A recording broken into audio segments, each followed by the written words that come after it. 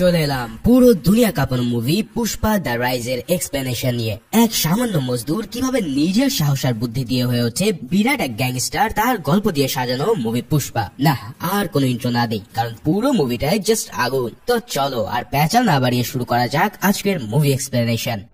লাল চন্দন পৃথিবীর অন্যতম দুর্লভ প্রজাতির এই উদ্ভিদ শুধুমাত্র পৃথিবীর এক জায়গাতেই পাওয়া যায়, যেটা হলো ভারতের অন্ধ্রপ্রদেশ রাজ্যের সীসাচেলাম বন। অত্যন্ত দুর্লভ এই চন্দন কাঠের ডিমান্ড পৃথিবীর বিভিন্ন দেশে এতটাই বেশি যে সুদূর জাপানে পর্যন্ত চড়া মূল্যে এই কাঠ কিনে নেওয়া হয়, যা দিয়ে তারা অত্যন্ত মূল্যবান এক বাদ্যযন্ত্র বানায়। এর পাশাপাশি এই কাঠের ঔষধি কিংবা সৌন্দর্য বর্ধনের গুণাগুণ থাকায় সমগ্র পৃথিবীতে অন্যতম মূল্যবান একটি কাঠ এই চন্দন কাঠ। চন্দন বিলুপ্ত প্রায় প্রজাতি হওয়ার কারণে সরকারিভাবে ভারতে এই গাছ কাটা পুরোপুরি নিষেধ। কিন্তু এত আইন কানুন করেও কি আর মানুষকে থামানো যায়? যেখানেই আইন আছে সেখানে স্মাগলিংও থাকবে। তাই পুলিশের চোখ ফাঁকি দিয়ে এই মূল্যবান চন্দন কাঠ পাচারের জন্য গড়ে ওঠে এক বিরাট সিন্ডিকেট। 1990 দশকের এক অন্ধকারাচ্ছন্ন রাতে ঘন জঙ্গলের ভিতর দিয়ে চন্দন কাঠের অনেকগুলো ট্রাক নিয়ে যাচ্ছিল এই সিন্ডিকেট কাঁপিয়ে দেওয়া একজন গ্যাংস্টার, যে হলো আমাদের হিরো পুষ্পা। পথের মধ্যে ট্রাক নিয়ে যাওয়ার সময় পুলিশ তাকে আটকে ফেললে সে গাড়ি থামাতে বাধ্য হয়। কিন্তু গাড়ি থামানোর পরে সে সিগমা স্টাইলে পুলিশকে বলে, এত ঝামেলা করে কি লাভ, 10,000 মামলাটা চলুন সেট করা যাক। কিন্তু পুলিশ কনস্টেবল তার কথায় কান না তুলে সোজা তার কলার চেপে ধরে। তারপরে সেই কনস্টেবল আর নিজের জায়গায় এক সেকেন্ডও দাঁড়িয়ে থাকতে পারে না, কারণ পুষ্পার হাতে বেদম মার খেয়ে সে সোজা মাটিতে লুটিয়ে পড়ে। এরপরে একের পর এক কনস্টেবল এসে পুষ্পার উপরে হামলে পড়ে, কিন্তু কেউই কোনো সুবিধাই করতে পারে না। প্রতিবার একজন করে পুলিশ মার খেতে থাকে আর পুষ্পা তার টাকার প্রস্তাবটাও 10,000 করে বাড়াতে থাকে। শেষে পুলিশ অফিসার এসে সরাসরি তার মাথায় রিভলভার তাক করলে পুষ্পা টাকার অঙ্ক সোজা 1 লাখে নিয়ে যায়। কিন্তু তবুও পুলিশ তাকে গাড়িতে তুলে নিয়ে থানার উদ্দেশ্যে রওনা দিলে পুষ্পা এবার বলে, আমি কি শুধু 1 লাখ টাকা দেওয়ার কথা বলেছি? আমি বলেছি সবাইকে 1 লাখ টাকা করে দেওয়ার কথা।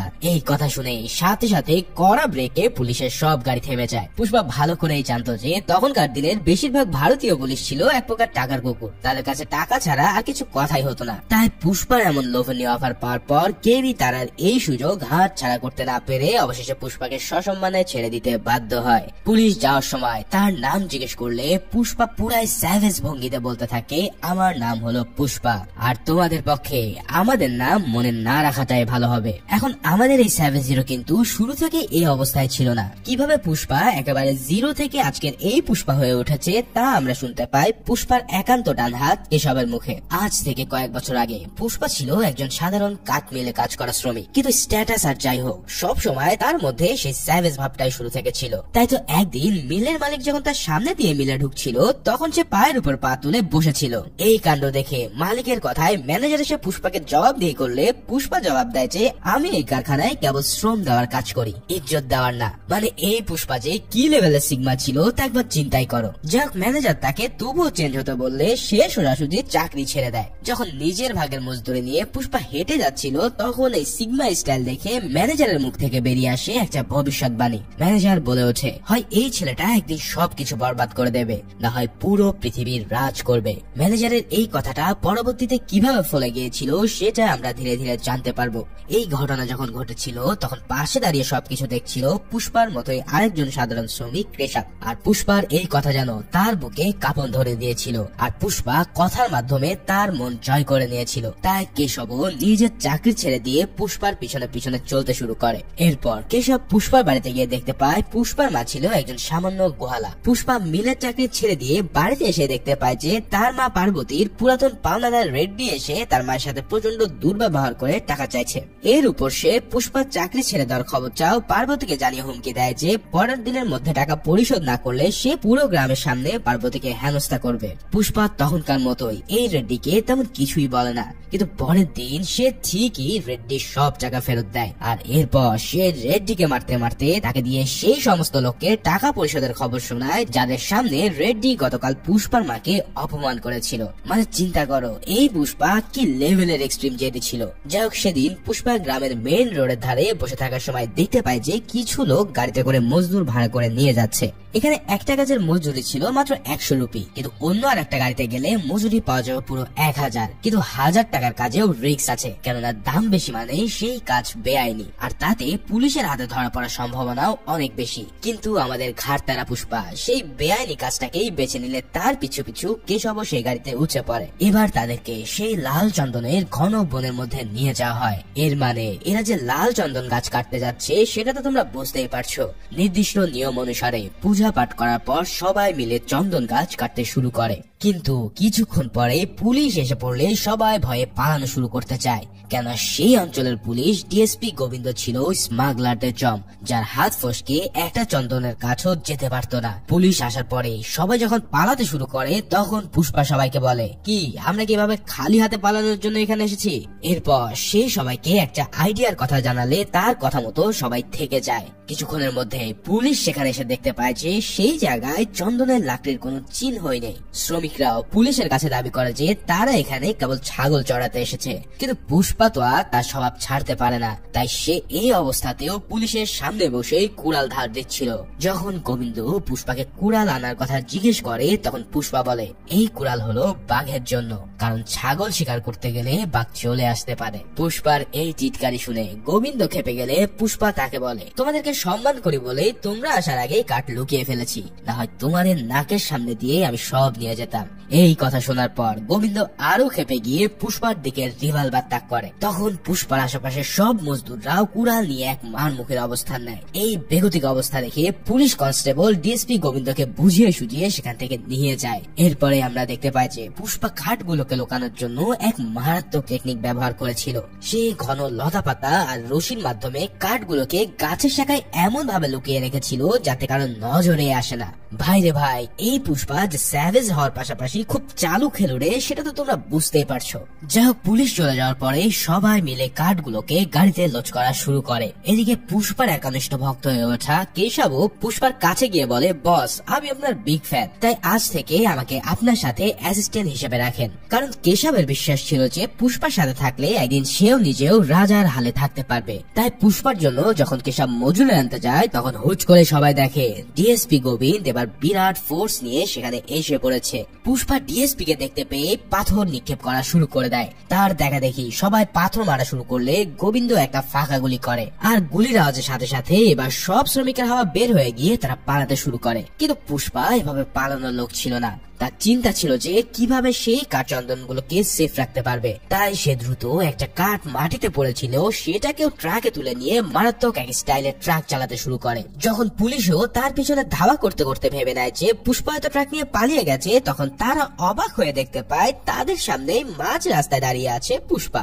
এবার পুষ্পা নিচ থেকে পুলিশের গাড়িতে চড়ে বসে, মানে সে ইচ্ছা করে পুলিশের হাতে ধরা দেয়। পুলিশ স্টেশনে তাকে নিয়ে যাওয়ার পর সব কনস্টেবলরা মিলে তার পিঠে কমপক্ষে 40টা লাঠি ভেঙে ফেলে। কিন্তু এত মার খাওয়ার পরেও পুষ্পার মুখ দিয়ে একটা কথা তো বেরই হয় না, বরং তার মুখে সারাক্ষণ হাসি লেগে থাকে। শেষে গোবিন্দ যখন কিছু করতে না পারে তখন আরেক কনস্টেবল এবার পুষ্পার ইমোশনাল সাইডকে অ্যাটাক করে তাকে দুর্বল করে দেয়। সেই ইমোশনাল সাইডটা ছিল পুষ্পার ছোটবেলা। পুষ্পার পুরো নাম আর টাইটেল জিজ্ঞেস করার পরেই সে নির্বাক হয়ে যায়। আসলে ছোটবেলা থেকেই গ্রামের সবাই পুষ্পাকে একজন অবৈধ সন্তান হিসেবে জেনে এসেছে, কারণ পুষ্পার বাবা মুল্লাটি পরিবারের ভেনকাটারমান মুল্লাটি হলেও পুষ্পার মা আসলে তার বিয়ে করা স্ত্রী ছিল না, বরং তাদের মধ্যে এক ধরনের অবৈধ সম্পর্ক ছিল যেখান থেকে জন্ম নেয় পুষ্পা।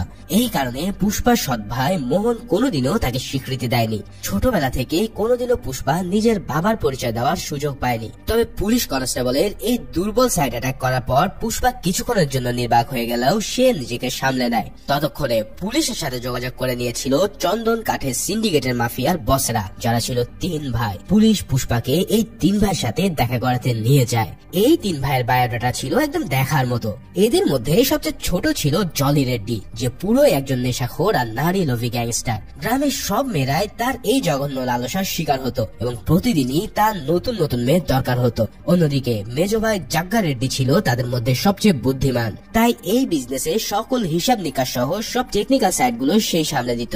আর তাদের বড় ভাই কান্ডা রেড্ডি ছিল এই গ্যাং এর বস, যে ছিল সবার মধ্যে সবচেয়ে খতরনাক। রাইভাল গ্যাং এর সাথে মারামারি করতে গিয়ে একাই সে 6 জনকে শুইয়ে দেয় এবং সেই মারামারিতে নিজের ডান হাতও সে হারিয়ে ফেলে। আর এরপর থেকেই সে তার এক হাত দিয়েই এই গ্যাং সামলে নেয়। এখন পুষ্পাও এই গ্যাং এর হয়ে কিন্তু জঙ্গলে কাঠ কাটতে গিয়েছিল। পুষ্পাকে পুলিশের লোকাল চায়ের দোকানে নিয়ে যাওয়ার পর তার সাথে দেখা করতে আসে জলি এবং জাগ্গা রেড্ডি। সেখানে পুষ্পা তাদের কাছে চন্দন কাঠের ট্রাকটা কোথায় লুকিয়ে আছে সেটা জানানোর বদলে 5 লাখ টাকা দাবি করে। এখন এত বিরাট অঙ্কের টাকা শুনে জলি রেড্ডি সাথে সাথে রেগে যায়, কারণ এই 3 ভাইয়ের মধ্যে তার টেম্পার ছিল সবচেয়ে কম। কিন্তু জাগ্গা ভাবে যেহেতু এত মার খাওয়ার পরেও পুষ্পা পুলিশকে কিছুই জানায়নি, তাহলে তার মধ্যে নিশ্চয়ই একটা কিছু আছে। তাই জাগ্গা পুষ্পার এই প্রস্তাবে রাজি হয়ে যায়। কিন্তু পুষ্পা এবার আরো একটা চাল চেলে বসে। সে জানায় যে ট্রাকের লোকেশন জানিয়ে দিলে তারা কিছুই করতে পারবে না, তাই পুষ্পাকে তাদের সাথে নিয়ে যেতে হবে। এই সব কথা শুনে জাগ্গা রেড্ডি এবার পুষ্পাকে ছাড়ানোর ব্যবস্থা করতে বাধ্য হয়, কেননা চন্দন কাঠের চাইতে তাদের কাছে আর কোনো কিছু গুরুত্বপূর্ণ ছিল না। পুষ্পা ছাড়া পাওয়ার পর জাগ্গা জলিকে নিয়ে সেই কাঠের জায়গায় যায় যেখানে সেই ট্রাকটা লুকিয়ে রেখেছিল। জাগ্গা আর জলি সেখানে গিয়ে দেখতে পায় যে পুরো জায়গাটা তো একেবারে খালি, তাহলে ট্রাক কোথায়? এবার পুষ্পা যখন হেসে কুয়োর দিকে তাকায়, সেদিকে দেখে সবার চোখ একদম ছানা বড়া হয়ে যায়। পুষ্পা আসলে কাঠ সহ আস্ত লরিটাকে সেই কুয়ার মধ্যে ফেলে দিয়েছিল, কারণ সে ভালো করে জানতো যে কোটি টাকা চন্দনের কাঠের কাছে এই লরি তেমন কিছুই না। তাই জলি আর জাগ্গাও তাদের কাঠ ফিরে পেয়ে পুষ্পাকে তার পাওনা 5 লাখ টাকা ফিরিয়ে দেয়। তবে তারা ফিরে যাওয়ার সময় পুষ্পা যখন তাদের গাড়িতে উঠতে যায়, ঠিক তখনই জলি তাকে একটা মজদুর বলে গালি দেয় এবং সেই সাথে সাথে সে এও বলে যে তোর অকাত হচ্ছে অটোরিকশায় ওঠার, এই নে টাকা আর যা কোনো একটা অটোরিকশা ধরে নিয়ে আয়। জলি রেড্ডির কাছ থেকে এমন অপমানিত হয়ে পুষ্পার মাথা যেন পুরোই ঘুরতে থাকে। পুষ্পা তখন কেশবকে বলে, আমি কিচ্ছু জানি না, এই মুহূর্তে ঠিক ওই গাড়ির মতোই একটা লাল গাড়ি আমার লাগবে। এই বলে সে ওই 5 লাখ টাকা দিয়ে দেয় একটা গাড়ি কেনার জন্য। ফাইনালি গাড়ি কিনে নিয়ে আসার পর পুষ্পা সেই গাড়ি নিয়ে প্রথমে তার মাকে সারপ্রাইজ দেয়। এরপর থেকে শুরু হয় পুষ্পার জীবনে সবচেয়ে বড় পালাবদল। এদিকে কান্ডা রেড্ডি এত টাকা চন্দন কাঠ বাঁচিয়ে দেওয়ার কারণে অন্যান্য গুরুত্বপূর্ণ লোকদের সাথে রেড্ডির আস্তানায় পুষ্পারও ডাক পড়ে। পুষ্পা এতটাই স্যাভেজ ছিল যে কান্ডা রেড্ডি আস্তানায় গিয়েও সে কান্ডা রেড্ডি আসা পর্যন্তই দাঁড়িয়ে থাকে, কারণ কান্ডা রেড্ডি আসলে তাকে সম্মান দেখিয়ে আবার বসা থেকে উঠতে হতো। যাই হোক, কান্ডা রেড্ডি এসে তার 2 জন লোককে ভীষণ মারধর শুরু করে দেয়, যারা চন্দন কাঠ পাচার করতে গিয়ে পুরো ট্রাকটিকে নিয়ে পুলিশের চেকপোস্টে ধরা খেয়ে এসেছে। আর তাতে করে কান্ডা রেড্ডিরও 2 টন কাঠ পুরোই লস হয়ে গেছে। লোকগুলো যখন বলে যে চেকপোস্ট পার করে চন্দন কাঠ নিয়ে যাওয়া খুবই কঠিন কাজ, তখন পুষ্পা বলে ওঠে, নাচতে না জানলে উঠান তো বাঁকা হবেই। তার কাছে এমন এক আইডিয়া আছে যেটার মাধ্যমে পুলিশ কোনোদিনই কাঠের ছাল পর্যন্ত খুঁজে পাবে না। এই কথা শোনার পর উপস্থিত সবাই কেমন যেন হেসে ওঠে। তবে কান্ডা রেড্ডি পুষ্পাকে বলে যে যদি পুষ্পার আইডিয়া তার পছন্দ হয় তাহলে সে পুষ্পাকে কাজে রেখে দেবে, আর না হলে পুষ্পার উপরে যাওয়ার টিকিট সে নিশ্চিত করে দেবে। এরপর পুষ্পা এমন এক আইডিয়া দেয় যেটা শুনে স্বয়ং কান্ডা রেড্ডিও অবাক না হয়ে পারে না। এরপর থেকে প্রতিবার ট্রাকের উপরে কাঠ রেখে তার উপরে স্টিলের পার্টিশন দেওয়া হতো। এর উপর স্টিলের ট্যাঙ্কারের মতন স্টিলের ওয়েল্ডিং করে গাড়িটাকে পুরো বানিয়ে ফেলা হতো দুধের ট্যাঙ্কার, আর সেখানেই ঢালা হতো গ্যালনকে গ্যালন দুধ। পুষ্পার এই আইডিয়া এতটাই কাজে এসেছিল যে স্বয়ং ডিএসপি গোবিন্দ এরপর থেকে পুষ্পার এই চালটা ধরতে পারেনি, আর পুষ্পাও খুব সহজে চন্দন ট্রাক নিয়ে বাইরে বেরিয়ে যেত। যখন পুষ্পার এই আইডিয়া এভাবে কাজে লাগানো যায়, তখন কান্ডা রেড্ডি তাকে পার্মানেন্টলি কাজে রেখে দেওয়ার অফার করে। এর জন্য তারা তাকে 5 লাখ টাকা দেওয়ার কথা বললেও পুষ্পার টাকা না নিয়ে গাড়ি প্রতি 4% কমিশন চায়। কিন্তু এই কথা শুনে তো কান্ডা আর জাগ্গা পুরো তাবদা খেয়ে যায়, কারণ 4% কমিশনে পুষ্পা গাড়ি থেকে মাত্র 4 লাখ টাকা পাবে। তাহলে সে কেন 5 লাখ টাকা ছেড়ে 4 লাখ টাকার পিছনে পড়ে আছে? কিন্তু পুষ্পা এবার কেশবকে বলে যদি সে 5 লাখ টাকা নিত তাহলে সে কর্মচারী থেকে যেত। এখন 4% শেয়ার নেওয়ার মাধ্যমে সে তাদের পার্টনার হয়ে যাচ্ছে। এই কথা শুনে তারা বুঝে যায় যে পুষ্পা আসলে একটা মাস্টার স্ট্রোক ছিল। ছোট পরিসরে এভাবে পার্টনার হওয়ার পর পুষ্পার সামনে যে আরো বড় শেয়ার অপেক্ষা করছে তা তো তোমরা বুঝতেই পারছো। পুষ্পার এই আইডিয়া মারাত্মক ভাবে কাজে লাগার পর সে প্রতিদিন ঠিক একই ভাবে একের পর এক চন্দন কাঠের চালান চেকপোস্ট দিয়ে পার করতে থাকে। তবে এর জন্য তাকে প্রতিদিন উপরের ট্যাঙ্কারে দুধ ভরার জন্য গোয়ালাদের কাছে যেতে হতো, আর সেখানেই এক মেয়েকে রেখে পুষ্পা পুরো ফিদা হয়ে যায়, যার নাম ছিল শ্রীভাল্লি। এই শ্রীভাল্লির বাবা কিন্তু ট্রাক ড্রাইভার হিসেবে পুষ্পার সাথে কান্ডা রেড্ডির গ্যাংয়ে কাজ করত। পুষ্পা শ্রীভাল্লির উপরে ক্র্যাশ খাওয়ার পর নানাভাবে তার অ্যাটেনশন পাওয়ার চেষ্টা করে, কিন্তু প্রতিবারই পুষ্পা পুরোপুরি ফেল মারে। তবে পুষ্পাও কি আর এত সহজে ছেড়ে দেওয়া লোক? তাই সে শ্রীভাল্লিকে ইমপ্রেস করার চেষ্টা চালিয়ে যেতে থাকে। তবে এখন কিন্তু পুষ্পা নিজে আর চন্দন কাঠের ট্রাক সরাসরি পার করায় না, কারণ পুলিশ এখন দুধের ট্রাক দেখলেই ছেড়ে দেয়, আর সেই ট্রাকগুলোর একটা ড্রাইভার ছিল শ্রীভাল্লির বাবা। কিন্তু একদিন অবশেষে পুষ্পার এই জালিজুরি খতম হয়ে যায়। পুলিশের চেকপোস্ট দিয়ে গাড়ি পার করানোর সময় ডিএসপি গোবিন্দ হঠাৎ ট্রাক থামিয়ে ট্যাঙ্কারে লাঠির বাড়ি মেরে পরীক্ষা করতে থাকে। সে দেখে যে উপরের দিকে বাড়ি মারলে খুব বেশি জোরে আওয়াজ হয়, কিন্তু নিচের দিকে বাড়ি মারলে আওয়াজ হয় কম। তার মানে নিচে নিশ্চয়ই ভারী কিছু একটা আছে। ব্যাস, আর দেখে কে, সাথে সাথে সেই গাড়ির দুজন ড্রাইভার ধরা পড়ার ভয়ে দৌড়ে পালিয়ে যায়, যাদের মধ্যে একজন ছিল শ্রীভাল্লির বাবা। কিন্তু পুলিশ তাদেরকে ধরার পর তারা কাগজে মিনতি করে বলে যে তারা তো শুধুমাত্র ড্রাইভার, আর এই পুরো আইডিয়াটা হলো পুষ্পার। তখন গোবিন্দ তাদেরকে বলে, ঠিক আছে আমি তোদেরকে ছেড়ে দেব, কিন্তু এখন থেকে পুষ্পার বদলে আমার জন্য তোদের কাজ করতে হবে। মানে এই গোবিন্দ নিশ্চয়ই পুষ্পার বিরুদ্ধে এক মহা চাল চালতে চলেছে। ওদিকে শ্রীভাল্লিকে এতদিন ধরে ইমপ্রেস করার চেষ্টায় থাকা পুষ্পার কাছে অবশেষে একটা সুযোগ এসে যায়। শ্রীভাল্লি যখন তার বান্ধবীদের নিয়ে খুব প্রিয় একটা সিনেমা দেখতে যায়, তখন তার আর টিকিটের দাম বেশি হওয়ার কারণে টিকিট কিনতে পারছিল না। তখন কেশব গিয়ে তাদেরকে বলে যে সে তাদেরকে 1000 টাকা দেবে, কিন্তু বিনিময়ে শ্রীভাল্লিকে পুষ্পার সাথে দেখা করে তার সাথে হেসে হেসে কথা বলতে হবে। এখন প্রিয় সিনেমা দেখার জন্য শ্রীভাল্লি তার এই প্রস্তাবে রাজি না হয়ে পারে না। ওদিকে লোফার জনি রেড্ডি কিন্তু তার লোকদের নিয়ে নিয়মিত এই সিনেমা হলের দিকে নজর রাখতো, কারণ অনেক সুন্দরী মেয়েরাই সেখানে সিনেমা দেখতে আসতো। ঠিক সেভাবেই তার নজর এবার চলে যায় সরাসরি শ্রীভাল্লির দিকে। এই শ্রীভাল্লিকে দেখে তার লোকরাও তার খোঁজ খবর নিতে শুরু করে। ওদিকে পরের দিন কেশবের দেওয়া টাকার জন্য শ্রীভাল্লি এসে পুষ্পার দিকে তাকিয়ে হাসতে যায়। পুষ্পা যখন দেখতে পায় যে শ্রীভাল্লি তার দিকে তাকিয়ে হাসছে, তখন তো সে পুরো ফ্রিদা হয়ে যায়। কিন্তু একটু পরে পুষ্পা তাকে বলে দেয় যে কেশবই তাকে এই কাজ করার জন্য টাকা দিয়েছে। এই সিনটা পুরো মুভির মধ্যে বেস্ট ফানি সিন ছিল। যাই হোক, পুষ্পা যখন জানতে পারে যে শ্রীভাল্লি টাকার জন্য তার দিকে তাকিয়ে হেসেছে, তখন প্রথমে তো সে কিছুক্ষণ কেশবকে ঝাড়ে, কেননা কেশব একেবারে তার মান ইজ্জতের ফেলুদা বানিয়ে দিয়েছে। কিন্তু এরপর সে ভাবে যে যখন শ্রীভাল্লি 1000 টাকার জন্য হেসেছে, তখন 5000 টাকা দিলে সে নিশ্চয় কিসও দেবে, মানে বসতে পেলে শুতে চাওয়া আর কি। এই কথা মতো সে কেশবকে চুমু দেওয়ার ব্যবস্থা করতে বলে। ওদিকে পরের দিন আমাদের এই কাহিনীতে এন্ট্রি হয় নতুন এক বসের। ডিএসপি গোবিন্দর মুখেই আমরা প্রথম এই লোকটার নাম শুনতে পাই, যে ছিল পুরো সিন্ডিকেটের বস। মঙ্গল সিনু নামের এক বিরাট মাফিয়ায় মূলত চন্দন কাঠকে 15টা চেকপোস্ট পার করিয়ে চেন্নাই পর্যন্ত নিয়ে যায়। অর্থাৎ পুষ্পা তো কেবলমাত্র কান্ডা রেড্ডির গোডাউন পর্যন্তই চালান পাঠায়, কিন্তু এর পরের কাজটা পুরোটাই করে এই সিনু। তাই সিনুই মূলত এই পুরো সিন্ডিকেটের বস।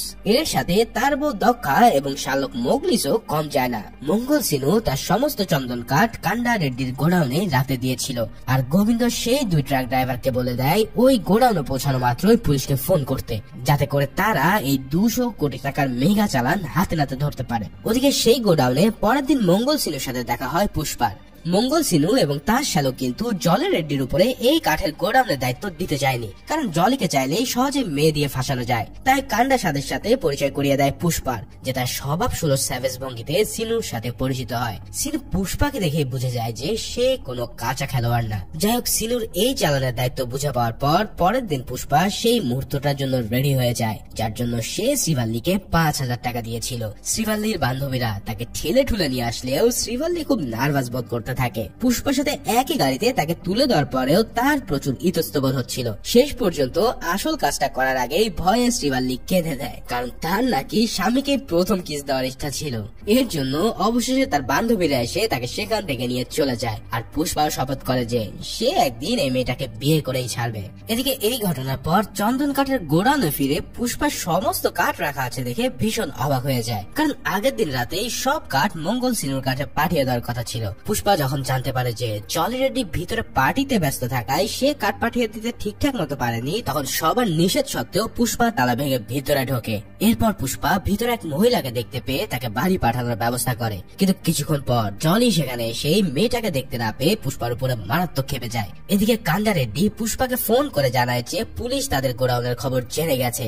এই কথা শুনে তো পুষ্পার মাথায় পুরোই হাত। এখন 200 কোটি টাকা মূল্যের চন্দনের কাঠ যদি পুলিশের হাতে চলে যায়, তাহলে মঙ্গল সিনু তাদের সবাইকে জবাই করে ছাড়বে। তবে পুষ্পা এই সিচুয়েশনেও কুল থেকে সমস্ত কাঠ লুকিয়ে ফেলার কথা দেয়। ওদিকে জলি রেড্ডি সেই সময়টা রাগের চোটে পুষ্পাকে লাথি ঘুষি মেরে যাচ্ছিল। পুষ্পা এবার তাকে ইগনোর করে সবাইকে সমস্ত কাঠ পাশ দিয়ে বয়ে যাওয়া নদীতে ফেলে দিতে বলে, আর সে কেশবের হাতে কয়েকটা টাকার বান্ডেল দিয়ে তাকে কোথাও যেন পাঠিয়ে দেয়। তারপর পুষ্পা খ্যাপা ষাঁড়ের মতন একের পর এক দড়ি কেটে সব কাঠ নদীতে ফেলতে থাকে। শেষ পর্যন্ত বাকিদের সাহায্যে সমস্ত কাঠ নদীতে ফেলে দেওয়া হয়। ওদিকে কেশব কেশাবও পুষ্পার কথা মতো কাছের ওয়াটার ড্যামে গিয়ে ড্যামের কর্মীদের ঘুষ দিয়ে ড্যাম বন্ধ করিয়ে দেয়, যাতে সব কাঠ সেখানে গিয়ে আটকে যায়। শেষে একটা কাঠ গোডাউনে থেকে গেলেও সেটাকেও মারাত্মক স্টাইলে পুষ্পা নদীতে ফেলে দেয়। এরপর পরই পুলিশ সেখানে গিয়ে অনেক সার্চ করেও একটা কাঠের টুকরা পায় না। তাই ডিএসপি গোবিন্দ পুষ্পাকে অ্যারেস্ট করতে না পেরে খালি হাতে ফিরে যায়। এত কাঠ বাঁচানোর পর পুষ্পা তো এবার পুরোই হিরো হয়ে যায়। মঙ্গল সিনুর দেওয়া এক বিশাল পার্টিতে তাকে জামাই আদর করা হয়। সেখানে পুষ্পা হঠাৎ জানতে পারে যে মঙ্গল সিনু তাদেরকে টন প্রতি 25 লাখ টাকা দিলেও চেন্নাইয়ের মুরগান নামের এক ব্যক্তির কাছে সে প্রতি টন 2 কোটি টাকা দিয়ে বিক্রি করে। সিনুর এই ধাপ্পার কথা কান্ডা রেড্ডি জানার পর কান্ডা রেড্ডি পুষ্পাকে বলে যদি পুষ্পা চালানের রেট বাড়াতে পারে তাহলে সে পুষ্পাকে আধা আধি ভাগ দেবে, আর না হয় সে এই ব্যাপারে কিছুই করতে পারবে না। পুষ্পা তখনকার মতোই এই ব্যাপারটা মাথায় রেখে কাউকে কিছুই বলে না। ওদিকে পার্টি চলার সময় পুষ্পার অ্যাসিস্ট্যান্ট কেশব শ্রীভাল্লির বাবা মুনিয়াথামকে দেখতে পেয়ে তার কাছে গিয়ে পুষ্পার গুণগান গায়। পুষ্পা যে মুল্লেটি পরিবারের সন্তান এই কথা শুনে মুনিতারাম পুরোই লাফিয়ে ওঠে। শেষে দুই পক্ষের সম্মতিতে পুষ্পা আর শ্রীভাল্লির মধ্যে কোণে দেখার ব্যবস্থা করা হয়। কিন্তু পুষ্পা মা পার্বতী সেখানে ভয়ে ছিল যে কোথাও মুল্লাটির বড় ছেলে এসে না তাদের ঝামেলা পাকায়। পুষ্পা আর শ্রীভাল্লির মধ্যে বর কোণে দেখা দেখির পর বিয়ে পর্যন্ত ঠিক হয়ে যায় আর বিয়ে পড়ানো শুরু হয়। কিন্তু এরপরে পার্বতী যেই ভয়টা পাচ্ছিল ঠিক সেটাই সত্য হয়। পুষ্পার সৎ ভাই মোহন এসে বিয়ের আসরের মাঝখানে তার জন্ম পরিচয় নিয়ে প্রশ্ন তোলে। একের পর এক অপমানের পরেও পুষ্পা কিছুক্ষণ চুপ ছিল, কিন্তু শেষ পর্যন্ত সে আর নিজেকে ধরে রাখতে পারে না। শেষে মোহনের উপরে তীব্র আক্রোশ হামলা করতে গেলে সবাই যখন তাকে আটকাতে যায় তখন সে হুড়োহুড়ির মধ্যে পুষ্পার মা পার্বতী ধাক্কা খেয়ে মাটিতে পড়ে আঘাত পায়। পুষ্পা তখন সব ছেড়ে তার মাকে নিয়ে দ্রুত হসপিটালে দৌড় দেয়, কেননা এই পৃথিবীতে তার মা ছাড়া আর কেউই ছিল না। এই যাত্রায় পুষ্পার মায়ের বড় কোনো ক্ষতি না হলেও মায়ের কান্না আর আফসোস দেখে তার মন ভারী খারাপ হয়ে ওঠে। এরপরে সে সিদ্ধান্ত নেয় যে লাইফে আর কারোর সাথে সে কোনো আপোষ করবে না, হোক সেটা তার সৎ ভাই কিংবা মঙ্গল সিনু। ছোটবেলা থেকে তাকে যা সহ্য করতে হচ্ছে, এরপর যে কারোর মনই পাথরের মতন শক্ত হয়ে যাওয়ার কথা। এই পাথরের মন নিয়ে পুষ্পা এবার সোজা চলে যায় বাঘের গুহায়, অর্থাৎ মঙ্গল সিনুর আড্ডায়। মানে পুষ্পা যেন বাঘের গুহায় এসে নিজের চোখে বাঘ শিকার করতে দেখেও সেই বাঘকে আবার থ্রেট দিয়ে যাচ্ছে। পুষ্পা চলে যাওয়ার পর মোগলিস আর সিনু মিলে ভাবতে থাকে যে পুষ্পার মুখ থেকে বের হওয়ার কথার সাথে সাথে তাকে কেটে ফেলা উচিত ছিল। তবে তাদেরকে আরো অবাক করে দিয়ে পুষ্পা স্যাভেজ স্টাইলে ফিরে এসে সেখান থেকে সরাসরি মুরগানকে ফোন দিয়ে বসে। ঠিক এই সিনটা হয়তো তোমরা অনেকে রিলসে দেখেছো। এখন মুখের উপর এত অপমান দেখে সিনুর আদেশে তার লোকরা সরাসরি পুষ্পার উপরে হামলে পড়ে, কিন্তু পুষ্পা তাদের প্রত্যেককেই একের পর এক মার দিয়ে থোবরা এপার ওপার করে দেয়। তারপরে পুষ্পা বলে যায় তার সেই ফেমাস ডায়লগ, পুষ্পা শুনে ফুল মনে করো না, কারণ আমি ফ্লাওয়ার না বরং ফায়ার। মঙ্গল সিনুকে এভাবে ট্যাকেল করে আসার পর পুষ্পা এবার সরাসরি চেন্নাইয়ের মুরগানের সাথে দেখা করতে চলে যায়। সেখানে গিয়ে যখন সে মুরগানের লোককে কাঠের একটা স্যাম্পল দেখায় তখন মুরগান নিজেই তাড়াতাড়ি নিচে এসে পুষ্পার সাথে কথা বলে, কেননা পুষ্পা যে কাঠগুলো নিয়ে এসেছিল এমন কোয়ালিটির কাঠ স্বর্ণের চেয়েও দামি ছিল। পুষ্পা মুরগানকে 10 ট্রাক কাঠ দেখালে মুরগান মঙ্গল সিনুর কথা বলে ডিল ফাইনাল করতে চায়, কিন্তু পুষ্পা তাকে জানায় যে আমি তোমার সাথে সরাসরি ডিল করতে চাই। মুরগান প্রথমে সিনুকে বাইপাস করতে না চাইলেও পুষ্পা নিজেকে কান্ডা রেড্ডির পার্টনারের পরিচয় দেওয়ার পর সে তরতর করে রাজি হয়ে যায়। এরপরে পুষ্পা যখন কান্ডা রেড্ডিকে ফোন করে মুরগানের সাথে ডিল করার কথা বলে তখন প্রথমে কান্ডা রেড্ডির চোখ তো কপালে উঠে যায়, কারণ পুষ্পা যে এভাবে সিনুকে সাইড করে দেবে সেটা সে জীবনেও ভাবতে পারেনি। কিন্তু পুষ্পার কাছ থেকে টন প্রতি 1.5 কোটি টাকার কথা শুনে কান্ডা রেড্ডি লাফিয়ে রাজি হয়ে যায়। এদিকে এর কয়েকদিন পর কারা সেই গোডাউনের লোকেশন পুলিশকে দিয়েছিল সেটা ফাঁস হয়ে যায়। জলি রেড্ডি সেই দুজন ড্রাইভারকে কুকুরের মতন মারতে থাকে, যাদের মধ্যে একজন ছিল শ্রীভাল্লির বাবা মুনিথারাম। মুনিথারামের কাছ থেকে শ্রীভাল্লির বিয়ের ব্যাপারে জানতে পেরে জলির জিহ্বা যেন লিকলিকিয়ে ওঠে, কারণ শ্রীভাল্লির উপরে আগেও তার নজর পড়েছিল। তাই সে শ্রীভাল্লিকে এক রাতের জন্য চেয়ে এর বিনিময়ে তাকে ছেড়ে দেওয়ার কথা দেয়। শ্রীভাল্লিকে পরের দিন সকালে জলের কাছে নিয়ে আসা হলে শ্রীভাল্লিকে একটা শাড়ি আর কিছু কসমেটিক দিয়ে রাতের বেলায় সেজে গুজে আসতে বলা হয়। যদি শ্রীভাল্লি নিজের বাবাকে জীবিত দেখতে চায় তাহলে তাকে এই কাজ করতেই হবে। তাই তার পরিবার বাধ্য হয়ে তাকে জলের জন্য সাজিয়ে রেডি করে। কিন্তু শ্রীভাল্লি সেখান থেকে জলির বাড়িতে না গিয়ে সোজা পুষ্পার কাছে চলে যায়। শ্রীভাল্লি পুষ্পাকে এই ব্যাপারে জানালেও পুষ্পার যেন কোনো মায়াই হয় না। তখন শ্রীভাল্লি জানায় যে সে আসলে পুষ্পাকে ভালোবেসে ফেলেছে, তাই সে নিজের স্বামীকে প্রথম কিস দেওয়ার কথা বলে ইশারা ইঙ্গিতে আসলে পুষ্পাকে বিয়ে করার প্রস্তাব আনতে বলেছিল, কিন্তু পুষ্পা সেটা আগে বোঝেনি। শ্রীভাল্লি পুষ্পাকে অনুরোধ করে যেন পুষ্পা তার সাথে একটা রাত অতিবাহিত করে, কেননা প্রথম রাতটা জলির আগে শ্রীভাল্লি যাকে মনে মনে স্বামী ভেবেছে তাকে দিতে চায়। এই কথা শোনার পর পুষ্পা আর নিজেকে ধরে রাখতে পারে না। শ্রীভাল্লি যখন তাকে এতই ভালোবাসে তখন পুষ্পার মনেও সত্যিকারের ভালোবাসার জন্ম নেয়। পুষ্পা কথা দেয় যে সে শ্রীভাল্লির গায়ে একটা ফুলের টোকাও লাগতে দেবে না। তারপরে পুষ্পা শ্রীভাল্লিকে নিয়ে সোজা জলি রেড্ডি রাস্তায় চলে যায়। প্রথমে তো জলি ভাবে যে পুষ্পাই বুঝি শ্রীভাল্লিকে ধরে নিয়ে এসেছে, কিন্তু এরপরে পুষ্পা শুরু করে এক রাম ধোলায়। জলি তার সর্বোচ্চটা দিয়ে পুষ্পাকে আটকানোর চেষ্টা করে, এমনকি গুলি চালানোর চেষ্টা করতে থাকে, কিন্তু পুষ্পা তাতে আরো ক্ষেপে গিয়ে জলিকে তো মারে, বরং তার উপর তার সমস্ত হাতটা একদম গড়িয়ে দেয়। শেষে প্যারালাইজ জলিকে সে বলে, এতদিন ধরে তুই যা করে এসেছিস সেটাকে পুরুষত্ব বলে না। যদি তোর সাহস থাকে তাহলে তোর ভাই রেড্ডির কাছে গিয়ে কান্দাকাটি না করে আমার উপরে প্রতিশোধ নিতে আসিস। জলিও প্রচন্ড আক্রোশে জবাব দেয় যে সে কান্ডা রেড্ডিকে এই ব্যাপারে কিছুই বলবে না, বরং সে নিজে পুষ্পাকে দেখে নেবে। এভাবে জলিকে মেরে ছাতু বানানোর পর পুষ্পা আর কেশব মিলে শ্রীভাল্লি এবং তার বাবাকে বাড়িতে পৌঁছে দিয়ে আসে। বিদায় দেওয়ার সময় এবার পুষ্পা শ্রীভাল্লির কাছ থেকে সেই জিনিসটা পায় যেটা সে আগেও টাকা দিয়ে কিনতে পারেনি। আসলে ভালোবাসা কখনো টাকা দিয়ে কেনা যায় না। এদিকে জলি রেড্ডি এভাবে কুত্তা মার খাওয়ার পর কান্ডা রেড্ডি তাকে হসপিটালে দেখতে যায়, কিন্তু জলি তার ভাইয়ের কাছে কোনো কিছুই বলে না যে কে তাকে মেরেছে, কারণ সে পুষ্পাকে নিজ হাতে জবাই করতে চায়।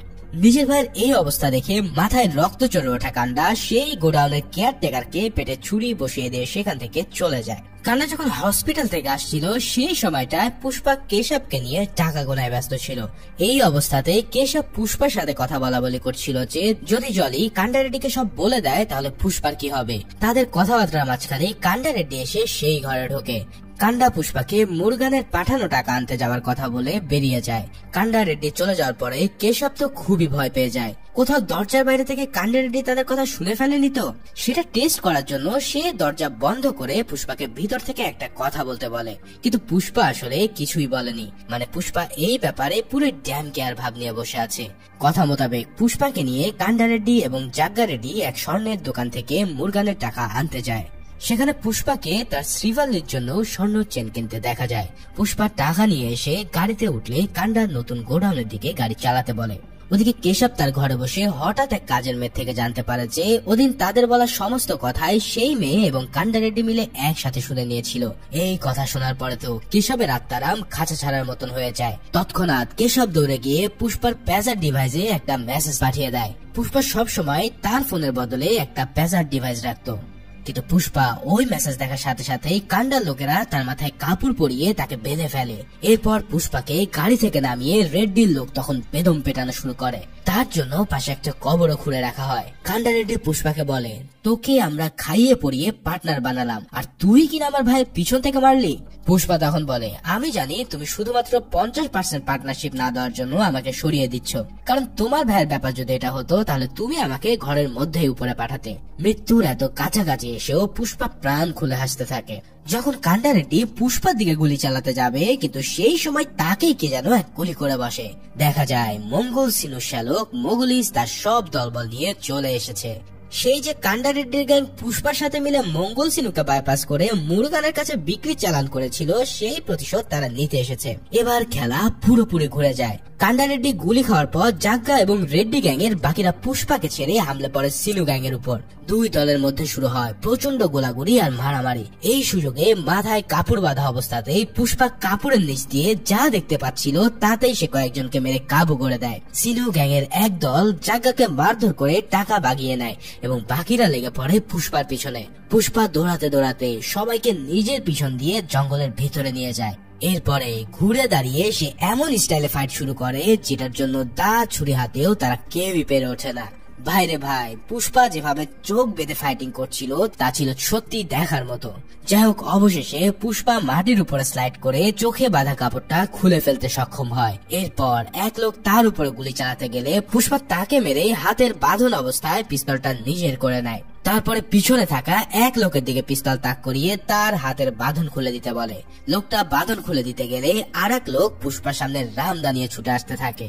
শেষ পর্যন্ত বাঁধন খোলা হয়ে গেলে লোকটা রামদা বসানোর 1 সেকেন্ড আগে পুষ্পা তাকে গুলি করে মারতে সক্ষম হয়। এভাবে সিনুর একদল লোক মিলেও পুষ্পার টিকিটিও ছিটতে পারে না। এই অবস্থায় কেশব বাইক নিয়ে আসার পরেও পুষ্পা কিন্তু চলে যায় না। রেড্ডি গ্যাং তাকে মারার তালে থাকলেও সে এবার জাগ্গা রেড্ডিকে বাঁচাতে চলে যায়। মোগলিস ততক্ষণে জাগ্গার সব লোককে কাবু করে দিয়ে তাকে মারার জন্য রেডি হয়েছিল। মঙ্গল সিনু তাকে ফোন করে পুষ্পার কথা জিজ্ঞেস করলে সে বলে পুষ্পাকে তো সে আগেই টপকে দিয়েছে, কিন্তু এরপর পুষ্পা যে তাকেই টপকানোর জন্য আসছিল সেটা সে ঘুণাক্ষরে টের পায়নি।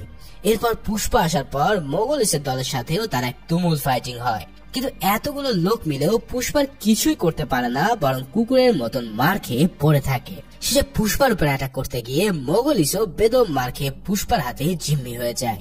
কিন্তু জিম্মি হওয়ার পরে সে পুষ্পাকে বলে যে যদি পুষ্পা তাকে কিছু করে তাহলে সিনু পুষ্পাকে ছেড়ে দেবে না। জাগ্গা রেড্ডিও সিনুর সাথে ঝামেলা না বাড়ানোর জন্য পুষ্পাকে বলে মোগলিসকে ছেড়ে দিতে। ঠিক সেই মুহূর্তে সিনুও মোগলিসের ফোনে ফোন করলে পুষ্পা যখন ফোনটা রিসিভ করে তখন সিনুর বুক ধক করে ওঠে। সে মোগলিসকে ছেড়ে দেওয়ার বিনিময়ে পুষ্পাকে পার্টনার বানিয়ে তার ইচ্ছা মতন শেয়ার দেওয়ার অফার দেয়। কিন্তু সিনু যেভাবে নাগেশ নামের ওই লোকটাকে মেরেছিল পুষ্পা ঠিক সেভাবেই বলে যে আমি তো ওকে 5 মিনিট আগে মেরে ফেলেছি, এখন জীবন যেহেতু চলে গেছে তাহলে সেটা আর কিভাবে ফেরত আসবে। কিন্তু তোমরা তো বুঝতেই পারছো যে মোগলিস তখনও বেঁচে ছিল। এবার পুষ্পা সিনুকে শুয়ে মোগলিসকে সোজা গুলি করে উপরে পাঠিয়ে দেয়। পুষ্পার এই মারাত্মক সিগমা স্টাইল দেখে জাগ্গা রেডি পর্যন্ত হা করে চেয়ে থাকে। এরপর পুষ্পা স্যাভেজ ভঙ্গিতে সিনুকে বলে আমি এখানে কার সাথে নাটক করতে আসিনি, বরং রাজ করতে এসেছি। ওপার থেকে মঙ্গল সিনু নির্বাক হয়ে ফোন ধরে থাকা ছাড়া আর কিছুই করতে পারে না। অবশেষে লড়াই থেমে যাওয়ার পর মোগলিস আর কান্ডা রেড্ডির মৃতদেহ নিয়ে যাওয়া হয় আর পুষ্পা ফিরে যায় তার আস্তানায়। কান্ডা রেড্ডির সৎকারের আয়োজন করা হলেও মঙ্গল সিনুও সেখানে অ্যাটেন্ড করতে আসে। তাকে দেখে জাগ্গা প্রচন্ড রেগে যায়, কিন্তু তাদেরকে থামিয়ে দেয় লোকাল এমএলএ ভূমি। এই এমএলএ কিন্তু চন্দন কাঠের সিন্ডিকেটের প্রোটেকশন দিয়ে তাদের কাছ থেকে কমিশন নিত। এমএলএ সবাইকে নিয়ে মিটিং এ বসার পর মঙ্গল সিনু তাকে নিজের শালকের বডি দিয়ে দিতে বলে। তখন এমএলএ সিন্ডিকেটের এই ঝামেলার কারণ জিজ্ঞেস করলে পুষ্পা এমএলএ এর সামনে 1 বান্ডেল টাকা ঢেলে দেয়। যখন পুষ্পা সবাইকে জানায় যে 1 টন লাল চন্দন সে 1.5 কোটি টাকায় বিক্রি করেছে, তখন সবাই বুঝতে পারে সিনু এতদিন ধরে তাদেরকে ধোকা দিয়ে এসেছিল। কিন্তু সিনু সেটাকে পাত্তা না দিয়ে তার শালক মোগলিসকে মারার জন্য পুষ্পার উপরে চার্জ করতে যায়। এমএলএ এবারও তাকে থামিয়ে বলে যে হয়তো তুইও আমার মতো 5 মিনিট পর ফোন করেছিলি, তাহলে তো এই অ্যাক্সিডেন্ট হতো না। কিন্তু আসল সত্যটা সিনু জানা সত্ত্বেও সে কিছুই করতে পারে না। এর উপর সবাইকে ধোকা দিয়ে নিজের পকেট এতদিন ভারী করার কারণে সবাই তার দিকে আঙ্গুল তুলতে থাকে। তার উপরে পুষ্পা বলে যে এই চন্দন কাঠ কেনার জন্য শুধু চেন্নাই নয়, বরং মুম্বাই, কলকাতা এবং দিল্লি সহ অনেক জায়গাতেই লোক বসে আছে যাদের কাছে 3 কোটিতেও এই কাঠ বেচা সম্ভব। তার উপর নিজের 20 কোটির কমিশনের কথা শুনে এমএলএ চোখ পুরো চকচক করে ওঠে। তাই সিনু গ্যাং এর ঘোরতর আপত্তি সত্ত্বেও এমএলএ পুষ্পার হাতেই এই সিন্ডিকেটের সব দায়িত্ব তুলে দেয়। অর্থাৎ মঙ্গল সিনু এখন মামুলি একজন গ্যাংস্টার ছাড়া আর কিছুই না, আর তার সব পাওয়ার এখন পুষ্পার হাতেই চলে এসেছে। জাগ্গা রেড্ডিও পুষ্পার হাতে দায়িত্ব দেওয়াটাকে সাপোর্ট করে। পুষ্পাকে সিন্ডিকেটের ম্যানেজার বানিয়ে দেওয়ার পর এমএলএ পুষ্পার শপথ অনুষ্ঠান আয়োজন করতে বলে। যাওয়ার সময় সিনু তার শালকের বডি চাইলে সে জানতে পারে যে এতক্ষণ সে যে বক্সের উপরে বসেছিল সেটা আসলে তার শালকের কফিন। এভাবে সিনুকে সিন্ডিকেট থেকে কাজ করা দেখিয়ে বের করে দেওয়া হয়। আর ওদিকে পুষ্পা এখন সামান্য মজদুর থেকে সরাসরি সিন্ডিকেটের রাজা। অর্থাৎ মুভির শুরুতে বলা সেই মিল ম্যানেজারের কথাই অবশেষে সত্যি হয়েছে। নির্দিষ্ট দিনে পুষ্পাকে কালী মন্দিরে শপথ পরিয়ে ফুলের মালা দিয়ে বরণ করে নেওয়া হয়। আর সিন্ডিকেটের দায়িত্ব হাতে পাওয়ার পরে পুষ্পার বিয়েও ঠিক হয়ে যায়। যদিও তার সৎ ভাইরা তখনও এই বিয়েটা মেনে নিতে পারেনি, কিন্তু পুষ্পা তো আর এখন এসব কিছু কেয়ারই করে না। অন্যদিকে মঙ্গল সিনুর জীবনে এখন পুরো শনি দশা চলছে। সিনুর জাদ্রেল বউ দাক্ষা নিজের ভাইয়ের মৃত্যুর জন্য সিনুর উপরে রেগে গিয়ে তার গলাতে ছুরি ঢুকিয়ে দেয়। রক্তাক্ত অবস্থায় সিনুর লোকেরা তাকে হাসপাতালে নিয়ে আসে। এভাবে পুষ্পার জীবনে পৌষ মাস চলতে থাকলেও খেলা কিন্তু এখনো শেষ হয়নি। তিরুপতি নামের সেই অঞ্চলে ডিএসপি গোবিন্দ তার চাকরি থেকে ইস্তফা দিয়ে দিয়েছিল, কেননা তার জন্যই রেড্ডি গ্যাং এর হাতে তার ইনফরমার মারা গিয়েছিল। কিন্তু এবার সে অঞ্চলে আসে আর এক মারদাঙ্গা পুলিশ অফিসার, যার নাম ভাওয়ার শেখাওয়াত। এই শেখাওয়াত ছিল মহা দ্রুত এক ব্যক্তি। শেখাওয়াত এতটাই মারাত্মক ছিল যে থিরুপতিতে আসার পরে সে পুষ্পার 12 জন লোককে অ্যারেস্ট করে নেয়। এরপর শুধুমাত্র গাড়িতে কমফোর্ট হয়ে বসার জন্য সে 2 জন লোককে উদয় মেরে ফেলে। এখন শেখাওয়াত এভাবে উপস্থিতি জানানোর পর পুষ্পা বুঝতে পারে যে নতুন এসপি কে তার খুশি করতে হবে, তাই সে নিজের লোকদের সাথে টাকা ভর্তি একটা ব্যাগ নিয়ে চলে যায় ওই পুলিশ স্টেশনে। সেখানে গিয়ে পুষ্পা কমিশন হিসেবে ব্যাগটা শেখাওয়াতের টেবিলের উপর রেখে নিজের স্বভাবতই পায়ের উপরে পা তুলে বসে। তারপর সে শেখাওয়াতকে নিয়ে কিছুটা মজাও করে। শেখাওয়াত প্রথমে কিছু না বলেই সবার সামনে টাকা গুনতে শুরু করে। তবে টাকা গোনার সময় সে হঠাৎ বলে ওঠে এখানে তো টাকা কম আছে। তখন সাথে সাথে পুষ্পার লোকেরা টাকা গুনতে বসে। এই ফাঁকে শেখাওয়াত হঠাৎ পুষ্পার জন্ম পরিচয় আর বংশ নিয়ে কথা শুরু করে। আসলে পুষ্পাকে অপমানিত করাই ছিল তার মূল উদ্দেশ্য, কারণ সে পুষ্পার ব্যাপারে আগে থেকেই খবর নিয়ে এসেছে। শেখাওয়াত বলে ওঠে তার গায়ে যে পুলিশের ড্রেস আছে সেটা একটা ব্র্যান্ড, আর সেই ব্র্যান্ডের জন্য সবাই তার কথায় নাচে। কিন্তু পুষ্পার এমন কোনো ব্র্যান্ড নেই, তাই সবাই তাকে জঙ্গলি হিসেবে চেনে। সেদিন শ্রীভাল্লির সাথে পুষ্পার বিয়ে হওয়ার কথা ছিল, কিন্তু তার আগে পুষ্পার হাতে হাত করা লাগিয়ে শেখাওয়াত বলতে শুরু করে এখন যদি আমি তোকে অ্যারেস্ট করে নিই তাহলে বিয়ে কে করবে, আর বিয়ের পর বউকে সময় কে দেবে। এমন মারাত্মক অপমানের পরেও কিন্তু পুষ্পা তখনও নিশ্চুপ হয়ে বসেছিল। কিন্তু রাগের চোটে এবার তার হাতের মুঠি শক্ত হয়ে আসে, আর শেখাওয়াত সেটা দেখতে পেয়ে পুষ্পা সেই মুঠিতে পিস্তল তাক করে মুঠিটা খুলতে বলে। কিন্তু পুষ্পা কোনো মতে সেই মুঠি খোলে না। ওদিকে পুষ্পার লোকেরা বারবার টাকা গুনতে গুনতে বুঝতে পারে না যে আসলে সেখানে কত টাকা কম আছে। এতক্ষণে এবার পুষ্পা ধীরে ধীরে বলে ওঠে স্যার আপনার কত টাকা লাগবে, আমি সেটার ব্যবস্থা করব। এবার শেখাওয়াত বলে ওঠে এই তো এতক্ষণ এই স্যার শব্দটারই কমতে ছিল।